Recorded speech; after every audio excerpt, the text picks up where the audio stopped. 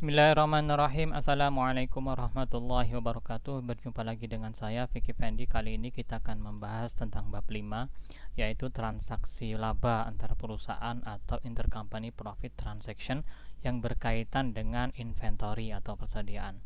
Ada paling tidak 4 pembahasan yang akan kita kupas pada video ini. Yang pertama adalah memahami dampak dari intercompany inventory profit pada kertas kerja konsolidasi. Yang kedua, kita akan membedakan dan membahas tentang konsep dari upstream dan downstream inventory transfer. Jadi kalau induk jual ke anak, jual inventory ke anak, itu disebut dengan downstream. Tetapi kalau sebaliknya, anak perusahaan menjual persediaan barang dagang kepada induk perusahaan, itu kita sebut dengan upstream. Kemudian 5.3 kita memberikan ilustrasi mengenai unrealized profit dari downstream sales. Bagaimana kalau ada laba yang belum direalisasi pada akhir periode pada penjualan downstream. Kemudian kita berikan lagi yang ada pada buku, yaitu consolidation example yang lebih komprehensif dibandingkan 5.3. Jadi 5.3.1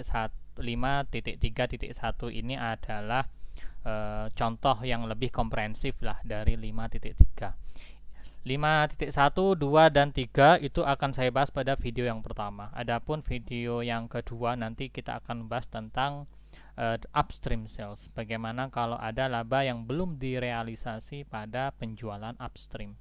Berikut juga dengan contoh yang lebih komprehensif terkait dengan upstream. Materi yang akan saya sampaikan pada hari ini tidak ada materi yang baru dari saya. Jadi ini sepenuhnya hanya membahas isi buku. Jadi kalau teman-teman mahasiswa buka buku BIMS chapter 5, jadi teman-teman mahasiswa akan menemukan isi yang sama dengan apa yang saya sampaikan pada video ini. Mulai yang pertama, jadi kita masuk pembahasan pertama adalah intercompany inventory profit. Jadi pertama kita akan disuguhkan transaksi yang untuk mengeliminasi intercompany purchase and sales. Jadi ada transaksi antara induk dan anak yang terjadi selama 3 tahun, mulai dari 2016, 2017 sampai 2018. Dan bagaimana kalau tahun pertama itu ada purchase and sales, jadi ada intercompany, jadi ada penjualan antar perusahaan ya pada tahun 2016. Kemudian 2017 ada penjualan antar anak dan induk, tetapi ada barang yang belum laku, sehingga ada yang disebut dengan unrealized profit. Kemudian pada tahun 2018 barang yang belum laku tersebut terjual pada tahun 2018. Jadi sebagian barang yang belum terjual pada 2017 itu terjual pada 2018. Untuk lebih detailnya mari kita bahas satu-satu dengan memberikan ilustrasi. Jadi tujuan dari consolidated financial statement untuk mengeliminasi terkait laba dari transaksi inventory adalah untuk menunjukkan bahwasanya laporan laba rugi dan laporan posisi keuangan antar perusahaan itu tidaklah pernah terjadi. Jadi seakan-akan karena entitas anak dan induk ketika dikonsolidasi menjadi satu kesatuan, maka transaksi antar keduanya itu haruslah dieliminasi. Seakan-akan tidak pernah terjadi. Oke, mari kita masuk ke contoh. Jadi POP itu membentuk anak perusahaan namanya Son pada tahun 2016. Kemudian Son itu membeli barang dari POP, berarti POP menjual kepada Son. Pada tahun 2016,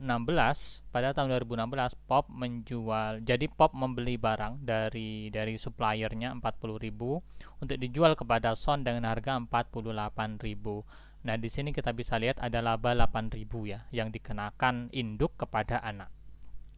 Kemudian Son berhasil menjual seluruh merchandise, jadi barang dagang yang dibeli dari POP kepada customer dengan harga 60.000. Kalau kita buat jurnal, maka jurnalnya kita bisa lihat seperti ini ya. Jadi ketika POP itu membeli dari supplier, itu maka akan dicatat inventory pada account payable. Ini diasumsikan pembeliannya secara kredit. Kemudian ketika POP menjual barang tersebut kepada Son, maka dia akan mencatat account receivable pada sales, jadi piutang pada penjualan. 48.000. Kemudian HPP pada persediaan sebesar 40.000. Ini adalah materi dari pengantar akuntansi ya. Jadi saya harap teman-teman sudah paham terkait jurnal tersebut. Kemudian SON, ketika dia menerima barang dari P, dia akan mencatatnya sebagai inventory pada account payable. Jadi ketika menjual 48.000, P mencatatnya sebagai piutang, tetapi SON akan mencatatnya sebagai utang sebesar 48.000. Kemudian ketika SON berhasil menjual kepada pihak customer di luar konsolidasi, maka dia akan mencatat account payable, account receivable sebesar 60.000 ya. Jadi jelas di sini P beli 40.000, dijual ke SON 48, SON menjual kepada customer 60.000. Jadi seperti ini jurnalnya. Kalau saya ilustrasikan dengan gambar mungkin seperti ini. Jadi P menjual ke S 40.000, dijual ke S 48.000. Profitnya 20% ya. Karena 48.000 kurangi 40.000 itu 8.000. 8.000 dibagi 40.000 kita menemukan angka 0,2. Kemudian di sini kita juga bisa lihat 48.000 ini dijual kepada outside entity. Outside entity berarti pihak di luar konsolidasi sebesar 60.000. Dari 48 ke 60 kita bisa hitung bahwasanya profitnya adalah 12.000 ya. 60 kurangi 48. Profitnya 12.000. 12.000 kalau dibagikan dengan pokok 48 ini, maka ketemu sebetulnya SON itu menjual ke outside entity itu dengan profit sebesar 25%. Jadi P mengenakan profit, meminta markup ya, ada profit 20%, jual ke SON. SON menjual ke outside entity, profitnya 25%. Nah, dengan demikian kita bisa mengetahui bahwasanya dari masing-masing penjualan P itu menerima gross profit 8.000 ya, dari dia cost of sales-nya 40 dijual kepada SON 48 sehingga ada gross profit 8.000. Dan juga SON kulaannya, pembeliannya dari P sebesar 48 dijual kepada customer outside entity tadi sebesar 60.000 sehingga labanya 12.000. Untuk kertas kerja konsolidasi maka kita harus melakukan eliminasi. Belum. Eliminasinya adalah kita mengeliminasi intercompany purchase and sales. Jadi salesnya harus kita eliminasi 48.000 karena yang dieliminasi adalah ini ya. Jadi 40 ke 48 itu kita eliminasi ini 48.000. Sehingga nanti seakan-akan terlihat bahwasanya P itu langsung menjual kepada outside entity. Jadi 40.000 itu belinya dijual seharga 60.000. Jadi ini akan kita eliminasi.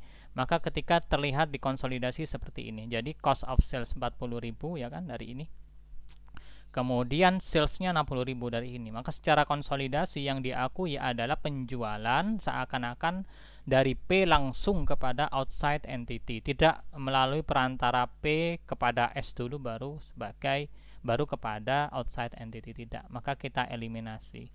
Penjualan jurnalnya adalah penjualan pada HPP atau cost of sales. Atau boleh menggunakan bahasa yang lain adalah COGS, cost of goods sold. Di sini jelas ya terlihat debitnya sales, kreditnya COS, sehingga ketemu dieliminasi, ditaruh di sisi debit adalah 48, kredit 48, sehingga ketemu consolidated 20.000. Di sini kita bisa lihat combined gross profit antara POP dan S itu 20.000 combine, gabungan gross profit. Tetapi consolidated juga sama 20.000. Selama tidak ada unrealized profit, biasanya laba antara combined gross profit dengan consolidated gross profit itu akanlah sama. Kita masuk ke contoh yang lebih kompleks, yaitu pada tahun 2017. Ini masih POP dan SON ya. Pada tahun 2017 POP itu menjual kepada SON merchandise yang HPP-nya 60.000, dijual kepada SON 72.000. Jadi ada laba 12.000 yang diminta oleh POP. Kemudian SON itu menjual seluruh merchandise kecuali 12.000. Jadi seluruh 72.000 kecuali 12.000. Berarti hanya 60.000 yang dijual. kepada customer dengan harga 75.000. Kalau boleh saya ilustrasikan, kita akan dapat ilustrasi seperti ini. Jadi P itu menjual kepada Son 60, dijual kepada Son 72.000, ada profit 12.000 ya kan. Kemudian Son dari 72.000 ini 60.000 diantaranya, 60.000 dari 72.000 itu dijual kepada outside entity seharga 75.000. Berarti ada profit 25%. Dari mana? Hitung seperti inilah. 75 kurangi 60 ketemu 15.000. 15.000 dibagi 60.000 berarti 0,25 atau 25%.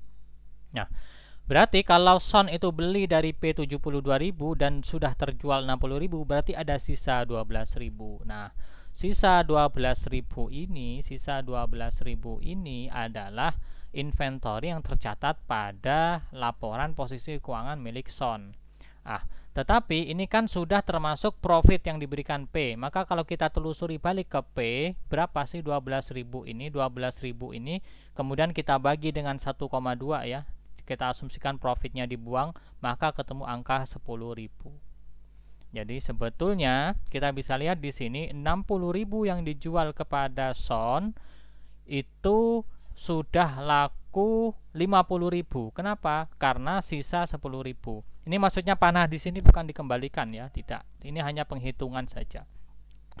Jadi 72.000 yang diterima oleh Son, terjual 60.000, sisa 12.000. 12.000 ini kan sudah include profit dari P ke Son. Nah, kalau profitnya kita hilangkan, maka sebetulnya HPP-nya hanyalah 10.000. Berarti secara keseluruhan, secara konsolidasi, barang yang dimiliki oleh P yang nilainya 60.000 itu tersisa 10.000. Berarti sudah laku 50.000. 50.000 itu laku terjual dengan harga 75. Berarti secara konsolidasi labanya adalah 25.000. Nah, bisa terkonfirmasi di sini di buku. Jadi sebetulnya 50.000 barang merchandise itu sudah terjual kepada outside entity dengan harga 75.000 ya. Dari 60 kurangi 10.000. Ya, baik. Saya harap mahasiswa jangan bingung dengan penjelasan di buku dan juga slide saya. Dengan demikian, ada 10.000 barang yang tetap tidak terjual pada akhir tahun. Ya, ada 10.000.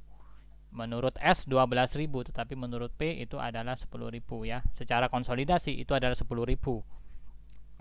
Kemudian consolidated entity gross profitnya total 25.000. Nah, ini sama. Kita juga punya jurnal seperti ini. Ini adalah jurnal ketika P kulaan, kemudian P menjual kepada S kemudian menjual kepada customer. Ini jurnal yang basic yang mahasiswa sudah ketahui lah. Kemudian, apa jurnal eliminasinya? Jurnal eliminasinya kita ketambahan poin B. Yang pertama yang akan kita eliminasi adalah intercompany purchase and sales. Intercompany purchase and sales adalah sebesar 72.000. Ini adalah penjualan antar perusahaan ya kan. P jual ke S 72.000.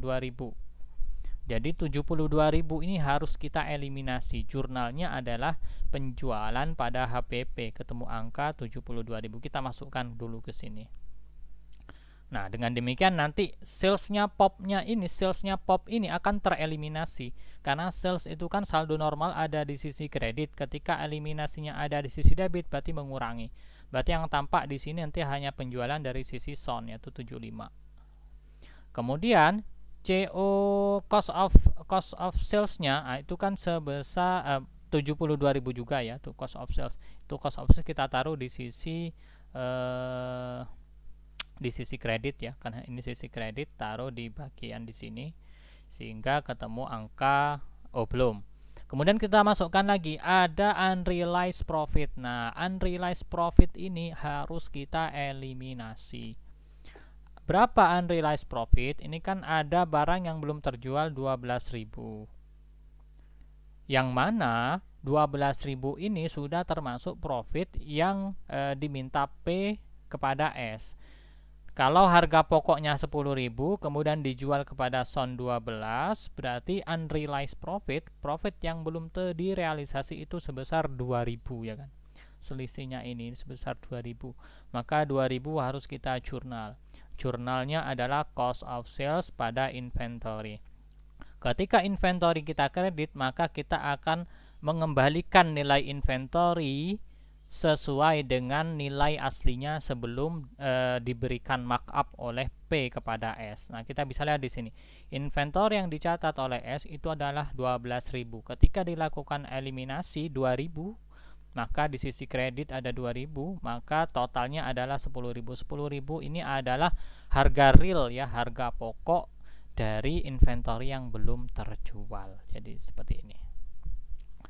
Kemudian di sisi debit ada cost of sales. Cost of sales-nya kita debit, berarti cost of sales di debit berarti dia menambah HPP.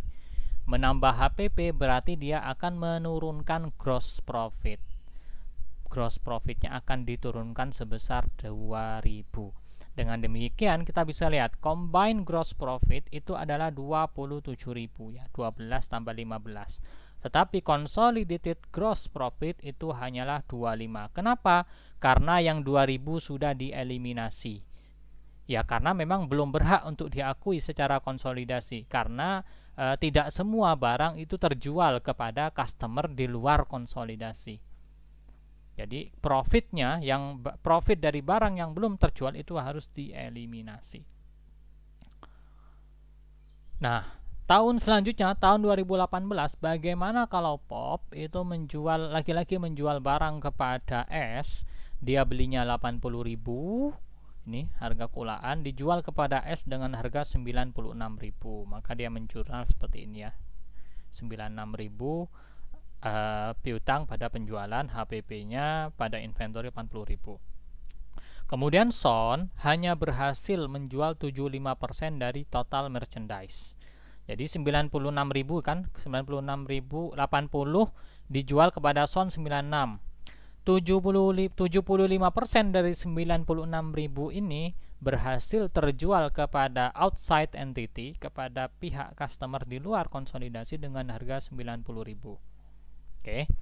Kemudian ada tambahan lagi, Son berhasil juga menjual barang yang sebelumnya tidak laku di tahun 2017 yang nilainya 12.000, yang nilainya 12, yang ini kan 2017.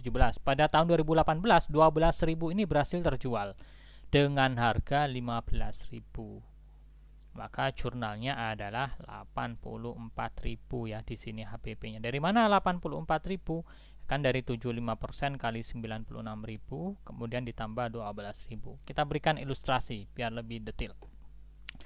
Jadi 80.000 dijual ke Son 96.000. Nah, dari 96.000 ini 72.000 diantaranya itu berhasil terjual dengan harga 90.000. Kemudian yang 12.000 yang sisa inventory tahun 2017 itu laku dengan harga 15.000. Berarti kita bisa lihat di sini dengan rumus seperti ini ya. Ini rumus untuk menghitung laba dari yang 90.000, ini rumus menghitung laba dari yang 15.000. Sehingga kita bisa lihat masing-masing mengenakan profit 25%. Sehingga kalau kita total salesnya adalah, ini HPP-nya 84.000 ya, 12 tambah 72, mendapatkan penjualan sebesar 105 dari 15.000 ketambahan 90. Maka kita bisa lihat di sini jurnalkan. Di sini salesnya 105. HPP-nya itu 84. Dari mana ya? Dari ini hitungannya 84. Ini sales 105. Nah, belum selesai. Dari 96.000 itu kan baru terjual 72 ini. 12 ini sisa kemarin. Berarti yang 2018 yang belum terjual adalah 24.000 ya kan. 96.000 kurangi 72. Berarti ada sisa barang di inventory-nya Son sebesar 24.000 yang belum terjual. Yang itu 24.000 itu sebetulnya sudah include profit 20% dari P. Sehingga kalau kita buang profitnya 20%, maka sesungguhnya HPP-nya adalah 20.000. Oke, di sini 20.000. Dengan demikian, barang yang terjual secara keseluruhan itu adalah 80.000 ya kan. Sisa 20.000. Berarti barang yang terjual secara keseluruhan adalah 60.000 ya, 60.000 ketambahan yang 12.000 ini yang tahun kemarin, yang harga pokoknya adalah 10.000. berarti total adalah 60.000 tambah 10.000 yaitu 70.000. Nah, maka di sini 70.000. 60.000 of this merchandise pada tahun ini plus 10.000 merchandise dari beginning inventory dari tahun kemarin dijual dengan harga 105. Sehingga labanya adalah 35 ya kan. 105 penjualan kurangnya APP 60 tambah 10 ketemu angka 35.000. Kemudian ada 20.000 remaining inventory yang belum laku pada tahun 2018. Jadi ini 20.000. Nah, berarti di sini sekarang kita punya 3 macam jurnal. Yang pertama jurnal untuk mengeliminasi intercompany purchase and sales. Di sini yang kita eliminasi adalah ini dari P jual ke S yaitu 96.000. 96.000 ini akan kita eliminasi. Jurnalnya A. Sales pada COS 96.000. Kemudian kita masukkan ke kertas kerja konsolidasi. Kemudian kita juga akan mengakui inventory yang sebelumnya 2017 belum laku, kemudian 2018 laku, yaitu sebesar 12.000. Nah, sebelumnya kan ada inventory yang kita eliminasi, ada profit yang kita eliminasi sebesar 2.000 ya kan, pada tahun 2017 kalau masih ingat kita eliminasi 2.000 nih kan. Nah, karena 2018 dia sudah laku, maka profit tersebut akan kita kembalikan dengan cara membuat jurnal yang B, investment in S pada COS. Kenapa investment in S? Karena laba tersebut akan menambah nilai investasi dari P kepada S, yaitu kita jurnal seperti ini, investment pada S. Kemudian ada kita juga harus mencatat adanya unrealized profit pada tahun 2018. Unrealized profit pada tahun 2018 itu kita bisa hitung dari sini. Jadi sisa inventory 24.000 yang tercatat di bukunya Son, di laporan posisi keuangan Son, padahal HPP-nya hanya 20.000 dari pihak P. Sehingga dengan demikian sebetulnya 24.000 ini sudah include inventory sebesar 4.000 yang belum direalisasi karena belum laku. Maka profit 4.000 ini harus kita eliminasi. Nah, jurnalnya kita bisa lihat pada C. Cost of sales pada inventory sebesar 4.000. Oke, jelas di sini ya. Ini sama dengan jadi contoh ini bagus ya. Contoh ilustrasi soal ini bagus. Mulai dari 2016 hanya diperkenalkan jurnal yang A dulu. Tahun 2017 mulai diperkenalkan jurnal A dan B untuk mengeliminasi profit pada ending inventory yang belum laku. Kemudian pada tahun 2018 diperkenalkan jurnal lagi yang ini. Yang tadi yang B itu pindah ke C, yang 2017 ada pindah ke C, yang ini B. B ini jurnal ini untuk mengakui profit atas inventory yang sebelumnya tidak laku di tahun sebelumnya, kemudian laku di tahun setelahnya.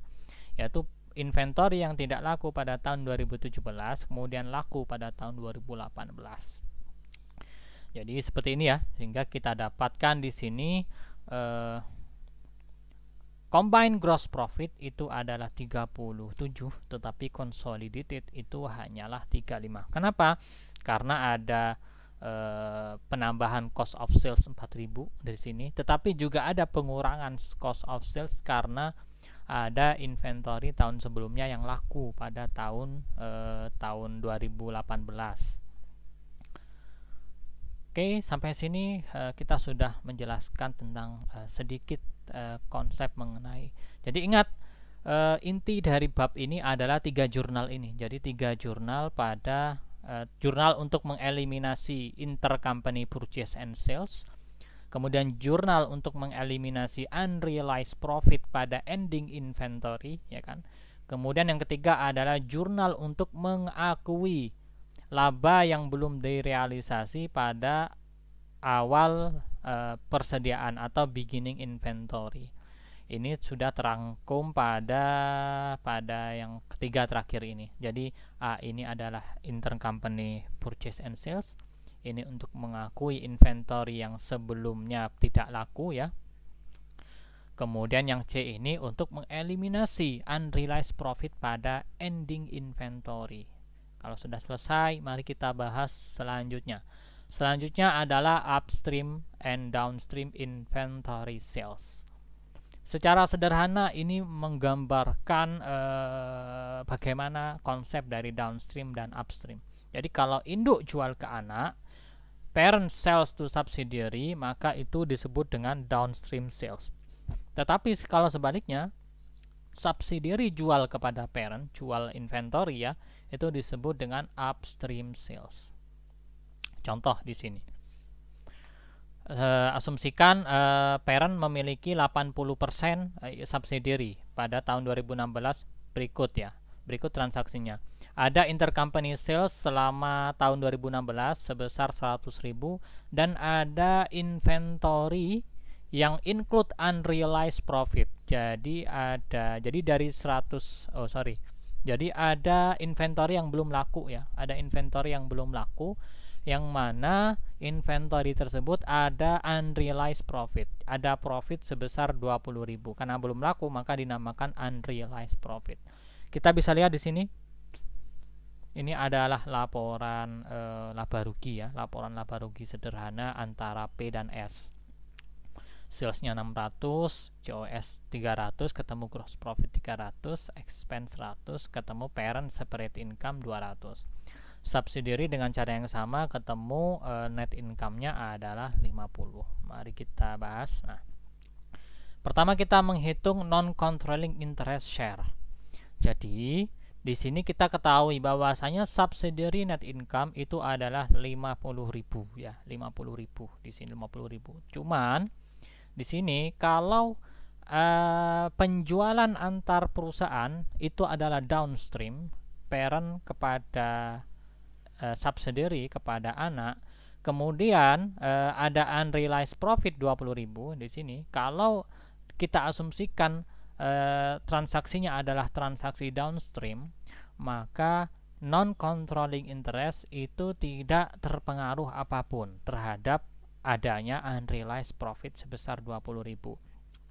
Jadi ketika kita menghitung porsi laba atau porsi laba yang diterima oleh non-controlling interest, simple caranya tinggal 50.000 net income dari subsidiary dikalikan dengan 20% kepemilikan dari non-controlling interest, sehingga non-controlling interest akan mengakui sebesar 10.000.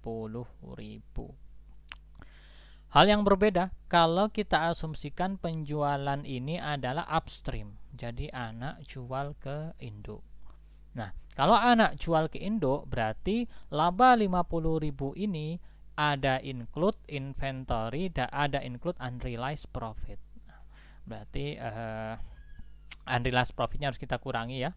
Unrealized profitnya harus kita kurangi sebesar 20.000, sehingga ketemu angka 30.000 ya. 30.000 kita kalikan dengan 20%. Dengan 20% berarti ketemu angka 6.000. Jadi ketika downstream maka unrealized profit tidaklah di-share dengan non-controlling interest. Non-controlling interest tidak menanggung apapun dari adanya unrealized profit. Tetapi ketika penjualan itu adalah upstream di sini, maka non-controlling interest juga bertanggung jawab sebesar porsi kepemilikan yang dia miliki. Jadi dia hanya mendapatkan laba atas subsidiary sebesar 6.000, bukan 10.000. Nah, ini juga tampak juga pada penghitungan parent. Kalau tadi non-controlling interest, ini adalah controlling interest atau laporan laba rugi dari sisi parent. Kita asumsikan juga ada dua asumsi, downstream dan upstream. Kalau downstream, maka cara ngitung income yang diperoleh dari subsidiary, laba dari anak perusahaan pada parent, maka dia akan menghitung 50.000 dari total net income ya, ini 50.000 dikalikan 80%. Nah, ketemu angka 40.000. 40.000 ini kemudian dikurangi seluruhnya dengan unrealized profit 20.000, sehingga laba dari anak perusahaan yang bisa diakui oleh parent, anak induk perusahaan, itu adalah 20. Jadi kita bisa total di sini 50 ada unrealized profit 20. berarti total laba adalah 30. Total laba 30 itu diakui oleh parent 20, diakui oleh non-controlling interest sebesar 10. Jadi pas 30. Kemudian kalau kasusnya upstream, maka rumusnya hampir sama dengan menghitung yang ini. Cuma ini dikalikan 20, sedangkan ini kita kalikan 80%, sehingga ketemu angka 24. Kemudian kalau di sini ketemu angka 6. Kalau kita total, tetap totalnya adalah 30, yaitu net income dari subsidiary kurangi dengan unrealized profit. Nah, dampaknya adalah kalau downstream, parent net income hanyalah 220, tetapi kalau itu upstream, parent net income itu 224. Karena sebagian kecil kerugian, yaitu 20%, itu ditanggung juga oleh non-controlling interest. Kita buat jurnalnya seperti ini jurnal untuk melakukan eliminasi ya. Jadi sales pada COS 100 dari mana? Dari ini kan 100 ribu. Jadi jurnalnya adalah salesnya kita debit, COS kita kredit 100. Kemudian unrealized profitnya kita jurnal juga, jadi COS pada inventory 20. Kemudian kita buat ini adalah consolidated income statement secara sederhana. Ini sama dengan ini 220 kan. Kemudian ini 220. Sama ini 224, ini juga 224. Jadi kalau kita combine, maka salesnya 900 kurangi 100. Dari mana 900 kurangi 100? Dari ini. Kan 900. Ini kan 600 tambah 300 berarti itu adalah 900. 900 karena ada debit 100 ya, ada debit berarti berkurang 100, ketemu angka 800. Cost of sales 480 tambah 20 kurangi 100, kan 480 dari ini. 300 tambah 180, 480 kemudian ketambahan 20. Tambahan 20 ya, debit, kemudian dikurangi dengan kredit 100. Maka tambah 20 kurangi 100 kan. Tambah 20 kurangi 100. Sehingga dengan demikian COS secara consolidated itu adalah 400. Ketemu gross profit 400, expense 170, ini gabungan juga. Ketemu angka consolidated net income, non controlling interestnya karena downstream itu adalah 10. Balik ke sini ini ya, 10. Kalau upstream itu 6, maka di sini 6. Sehingga controlling interest share of consolidated income pada upstream itu 224, downstream 220. Masuk ke contoh yang lebih spesifik mengenai downstream sales. Jadi kita akan mempunyai dua tahun di sini ya. Jadi perusahaan anak dan induk bertransaksi selama 2 tahun.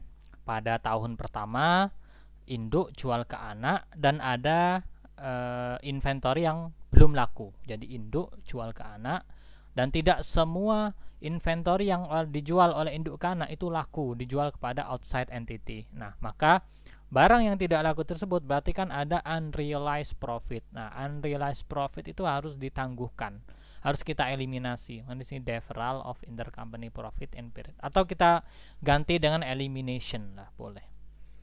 Kemudian barang yang sebelumnya tidak laku pada tahun 2016, pada tahun 2017 barang tersebut laku terjual, sehingga laba yang sebelumnya dieliminasi itu harus kita akui kembali.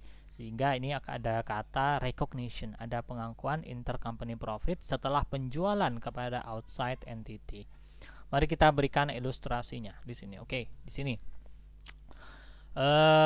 Ilustrasi ini adalah PAM memiliki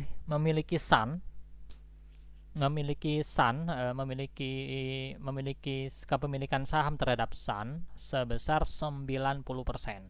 Berikut adalah laporan laba rugi secara terpisah dari masing-masing perusahaan sebelum ada unrealized profit. Nah, kita bisa lihat di sinilah.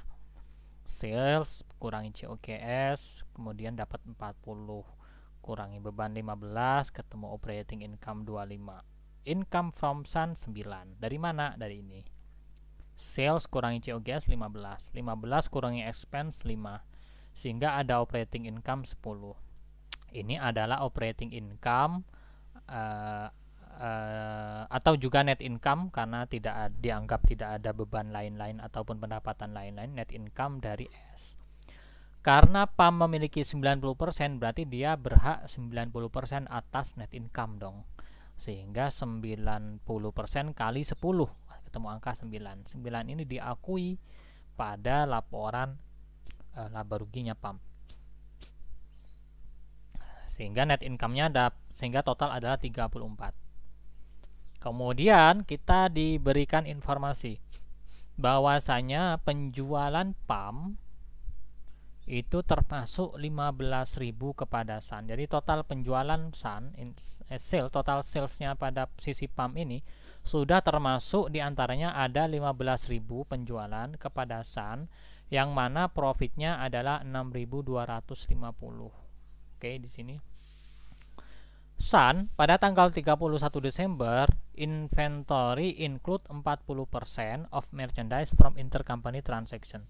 Nah, jadi P jual ke Sun itu dengan harga 15.000, HPP-nya 6.250. Kemudian dari total 15.000 yang dibeli oleh S dari P, itu oleh S berhasil terjual 60%. Sehingga ada sisa 40% yang belum terjual. Kita ilustrasikan seperti ini. Sehingga kebetulan di sini yang ada keterangannya profitnya 6.250 dan sales 15.000. Jadi kita bisa lihat ini 15.000.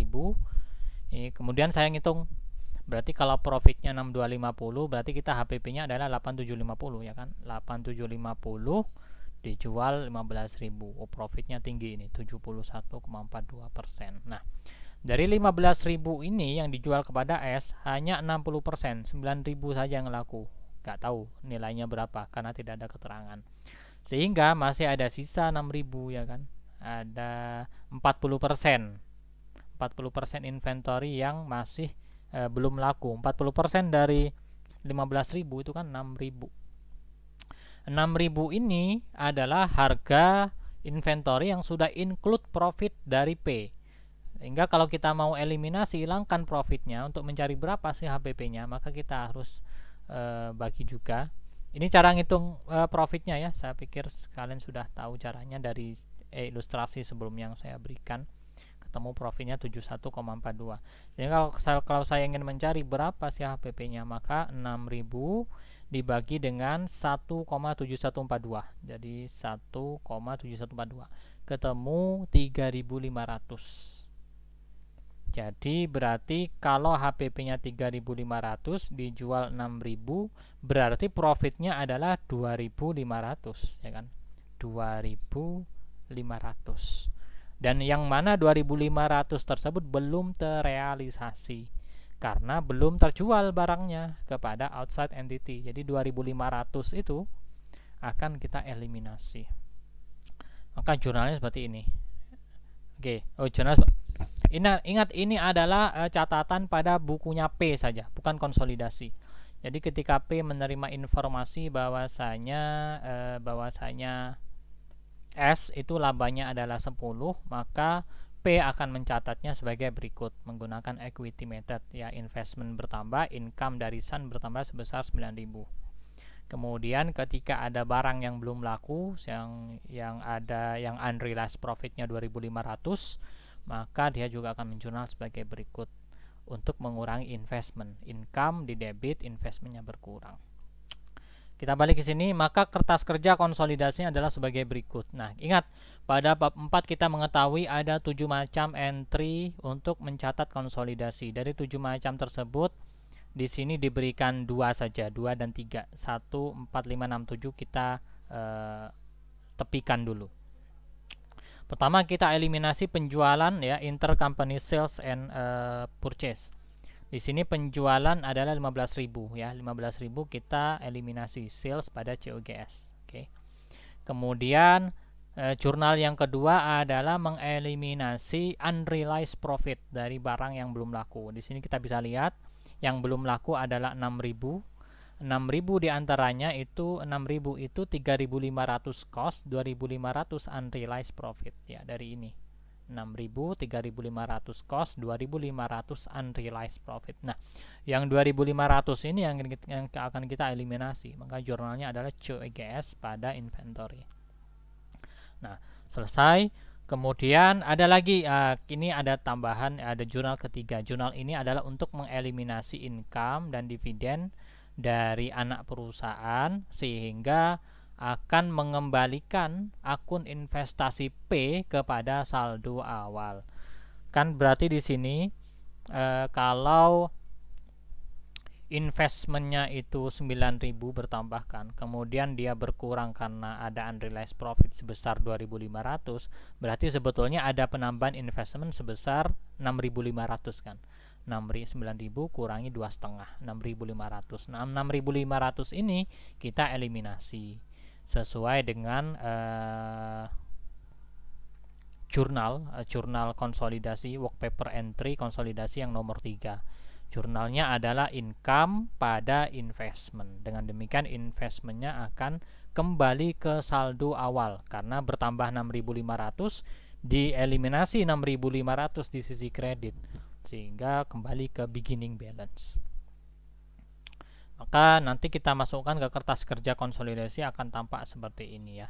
Jadi ini adalah A, yang COGS inventory adalah B, income from S pada investment adalah C. Yang tinggal kita masukkan ke sini sehingga ketemu angka seperti ini ya. Kemudian bagaimana? Tadi kan tahun 2017. Nah, bagaimana kalau pada tahun 2007? Tadi kan tahun 2016, sorry. Sehingga bagaimana kalau tahun 2017 ya? Barang yang sebelumnya belum laku tadi, yang 6.000 tadi itu laku pada tahun 2017. Dan tidak ada intercompany transaction lain-lain. 2017 itu tidak ada P jual barang lagi kepada S. Hanya ada S menjual barang yang belum laku tadi di 2016 kepada outside entity. Di sini juga kita bisa lihat net income dari S itu adalah 15. Karena P memiliki 90% kepemilikan, maka 90% kali 15 mendapatkan angka 13,5.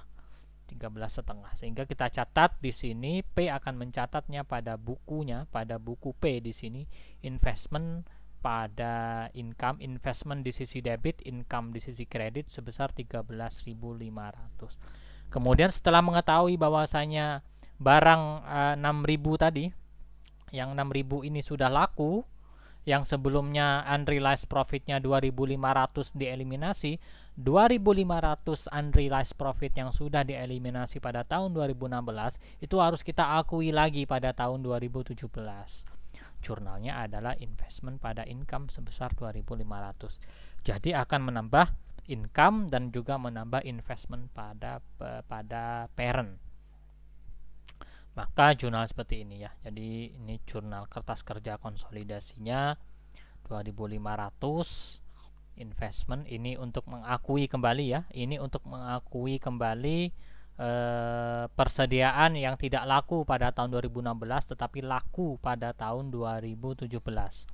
Yang itu unrealized profitnya 2.500 kita akui. Sehingga 2.500 kita catat investment pada COGS. Ini sesuai dengan kertas kerja jurnal kertas kerja konsolidasi nomor 2. Nah, kemudian kita kembali. Kita harus mengeliminasi lagi-lagi seperti contoh sebelumnya. Kita harus mengembalikan saldo investmentnya kepada saldo awal. Sehingga karena di sini ada investment bertambah 13.500 dan juga ada bertambah lagi 2.500, berarti total pertambahan adalah 16.000. 16.000 ini kita eliminasi seluruhnya di sisi kredit sesuai dengan nomor 3 ya. 14567 kita hilangkan dulu untuk penyederhanaan ilustrasi. Kalau kita masukkan ke kertas kerja konsolidasi hasilnya seperti ini. Contoh terakhir untuk downstream sales, kita berikan ilustrasi yang lebih kompleks yang mencakup jurnal kertas kerja konsolidasi keseluruhan. Nah, kita bisa lihat di sini. Kalau kita kembali ke bab 4, ada 7 macam jurnal ya untuk melakukan konsolidasi. Di contoh ini 5.3.1 ini ada contoh sudah termasuk sudah termasuk jurnal nomor 2, nomor 3, 4, 5 dan 7. 1 dan 6 di skip dulu, dihilangkan dulu. Contoh di sini ya, Sun Corporation itu memiliki 90%. Sun Corporation dimiliki 90% oleh PAM. Diakuisisi dengan harga 94.500 ketika net aset dari Sun itu 100 tambah 5.000, 105. Sehingga kalau 105 kali 90% ketemu angka 94.500. Dan dengan keterangan bahwasanya book value dan fair value dari aset Sun itu sama.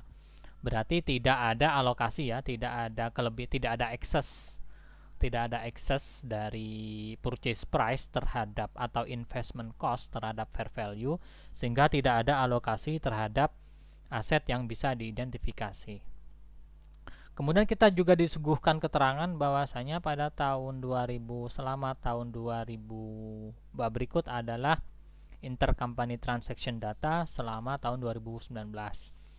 Penjualan kepada S pada tahun 2019 dari P kepada S itu totalnya 20.000. Ini adalah penjualan. Ini akan kita eliminasi ini. Ini adalah intercompany sales and purchase. Kemudian unrealized profit pada tahun 2018 itu ada 2.000 yang mana laku pada tahun 2019. Nah, berarti ini adalah unrealized profit pada tahun 2018 yang menjadi terrealisasi pada tahun 2019. Berarti nanti ini akan kita akui. Nah, kemudian yang ketiga ada keterangan ada unrealized profit pada inventory Sun pada akhir tahun 2019. Nah, ini sebesar 2.500. Nah, kita sudah punya 3 komponen penting untuk melakukan eliminasi intercompany profit. Yang pertama adalah intercompany sales and purchase, jadi penjualan antar perusahaan. Kemudian laba unrealized profit pada tahun berjalan, jadi sebesar 2005. Ini kan tahun berjalan 2019. Kemudian ada profit pada tahun unrealized profit pada tahun sebelumnya yang kemudian barangnya terjual pada tahun sekarang, sehingga yang pada tahun sebelumnya unrealized profit 2.000 sudah dieliminasi, harus kita akui kembali sebesar 2.000 juga, sebesar yang dieliminasi. Kemudian ada keterangan lagi, ini terkait dengan reciprocal balance ya, akun reciprocal. Sun, utang Sun kepada P itu 10.000. Nah, akun reciprocal kalau kalau konsolidasi kan harus kita hapus. Eliminate other reciprocal balance. Nah, ini. Kemudian kita menghitung dulu pada tahun 2018 investment terhadap S itu saldonya adalah 128.500. Dari mana? Dari 145.000 total net asset S dikali 90% dikali 2.000 unrealized profit pada tahun 2018 ya, oke, di situ. Kemudian kita hitung berapa income atau investment yang diterima, income yang diterima oleh P, berapa tambahan investment yang diterima oleh P. Nah, di sini diasumsikan ini bahwasanya S membagikan dividen sebesar 10.000. 10.000 dikali 90% berarti akan mengurangi investment kepada Sun sebesar 9.000. Ini bukunya P ya. Kemudian selain itu S itu menerima net income 30.000. Net income 30.000 dari S itu kalau diakui oleh P, berarti P akan mengakui sebanyak 90%. Sehingga ketemu angka 27.000. 27.000 ini akan kita tambahkan dengan inventory tahun 2018 yang laku 2019. Ini maksudnya. Jadi inventory pada tahun 2018 yang sebelumnya belum laku tetapi laku pada tahun 2019. sehingga harus kita akui sebesar 2000. Jadi kita tambah di sini. Kemudian kita kurangi dengan unrealized profit pada tahun 2019. Ini janda barang 2015. Sehingga kita ini akan mengurangi income from S. Sehingga ketemu total tambahan income-nya adalah 26.500 ya. Di sini 26.500. Berarti kita bisa tarik kesimpulan, berarti investment bertambah 26.500 karena adanya income dan profit, karena adanya profit yang diakui kembali pada tahun 2018 dari inventory tahun 2018, dan ada profit yang dieliminasi karena ada barang yang belum laku pada tahun 2019. Ada penambahan investment dan juga income sebesar 26.500. Tetapi juga ada pengurangan investment sebesar 9.000. Dengan demikian sebetulnya penambahan investment bersih itu adalah 26.000 kurangi 9.000, 17.500. Kalau sudah dapat data seperti ini, mari kita buat jurnal konsolidasinya. Nah, kita sudah punya jurnal yang kompleks sekali. Pertama, kita mengeliminasi. Jadi satu untuk error dan omission ini kita abaikan dulu. Kita anggap saja tidak ada error dan omission. Langsung kita masuk ke eliminasi intercompany profit and losses. Yang pertama dieliminasi adalah intercompany sales 20.000 ya, dari ini. Ini kan 20.000 ini. Sales to Sun 2019 costnya 15, dijual 20.000, berarti 20.000 kita eliminasi. Sales pada COGS. Kemudian ada lagi 2.000, yaitu profit yang profit atas barang yang belum laku pada tahun kemarin tetapi laku pada tahun sekarang sebesar 2.000 kita akui. Berarti di sini catat sebagai investment pada COGS sebesar 2.000. Ini juga masih kriteria nomor 2, masih jurnal nomor 2. Kemudian yang ketiga ada unrealized profit pada akhir inventory sebesar 2.500. Sehingga kita catat di sini COGS pada inventory 2.500. Oke, jelas di sini ya. Kemudian masuk ke jurnal nomor 3, yaitu kita harus mengeliminasi income dan dividen dari anak perusahaan. Nah, income-nya kan bertambah 26.500. Nah, income tersebut harus kita kreditkan. Dividen harus kita kreditkan. Jadi eliminate income and dividend. Jadi income-nya harus kita eliminasi, ya kan, ada income 26.500 ya kan di sini. Harus kita eliminasi 26.500, eliminasi dengan jari debit. Kemudian dividen juga, dividen kita eliminasi 9.000. Wah, dari ini ya. Ada ini 9.000. Kemudian bring investment account to beginning balance. Jadi investment kan bertambah 26.500 berkurang 9.000. Berarti ada tambahan 17.500. Ada tambahan di sisi debit 17.500. Maka harus kita kreditkan sebesar jumlah yang sama, yaitu 17.500. Sehingga investment in Sun kembali ke saldo awal. Ini sudah kita bahas pada bab 4. Begitu juga dengan non-controlling interest. Non-controlling interestnya ada 3.000 ya, 3.000 dari mana? 3 hari ini. Net income itu dia, net income S itu 30.000. Parent 90%. Berarti NCI non-controlling interest 10%. Berarti 10% kali 30.000. Karena ini downstream, dia tidak terpengaruh pada unrealized profit. Jadi sudah 30.000 kali 10%, maka ada non-controlling interest sebesar 3.000. Ini jurnal untuk eliminasinya. Dividennya juga 1.000. Dari mana? 10.000 kali 10%. Ya, ketemu angka 1.000. Sehingga non-controlling interestnya berarti di sini sebesar 2.000 ya. Berarti sebesar 2.000. Karena net income dia terima income 3.000 kurangi dividen sebesar 2.000. Jadi ada penambahan non controlling interest sebesar 2.000. Kita catat di sini.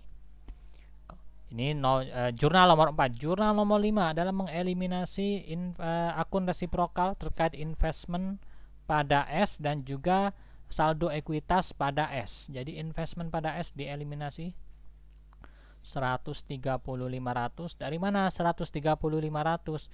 Dari 128.000 ditambah dengan investment ditambah dengan laba 2000 ya, laba 2000 tadi, yaitu 2000. Sehingga di jurnal yang B ini, sehingga totalnya adalah 130.500. Sehingga juga harus kita eliminasi 130.500. Non controlling interestnya adalah 14.500 ya, berarti di sini sisanya. Capital stock itu 100.000, retain earningnya juga 45.000. Ya dari ini 145.000 itu terdiri dari capital stock 100, retain earningnya 45 karena retain earning ini bergerak. Jadi 100 capital stock, 45 itu retain earning. Kemudian kalau sudah kita masukkan ke kertas kerja. Jadi kertas kerjanya seperti ini. Ini sudah kita pelajari lah pada bab 4. Mungkin sekian dari saya. Ini untuk video yang pertama. Adapun unrealized profit from upstream sales dan contoh konsolidasinya kita bahas pada video yang kedua. Terima kasih atas kehadirannya. Terima kasih karena sudah menonton. Assalamualaikum warahmatullahi wabarakatuh.